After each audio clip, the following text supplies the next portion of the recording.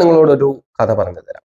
ഈ കഥയുടെ പ്രൂഫ് കാര്യങ്ങളെല്ലാം ഞാനൊരു പാസ്റ്ററിനെ ഇവിടെ കണ്ടിട്ടുണ്ടായിരുന്നു. യെസ്, അദ്ദേഹത്തെ എനിക്ക് പേഴ്സണലി അറിയാം. അദ്ദേഹം എന്നോട് സോറി പറഞ്ഞതാണ്. അദ്ദേഹത്തെ ഞാൻ 2019 കാണുമ്പോൾ അദ്ദേഹം ഒരു മുറിയിൽ ബാത്റൂം പോലും ഇല്ലാതെ ജീവിച്ചൊരു മനുഷ്യനാണ്. ബട്ട് ഇന്ന് അദ്ദേഹത്തിന് പുതിയ കാറുണ്ട്, ബുള്ളറ്റ് ഉണ്ട്, സ്കൂട്ടറുണ്ട്, വീടുണ്ട്, വീട്ടിൽ വേണ്ട എല്ലാ സാധനങ്ങളും.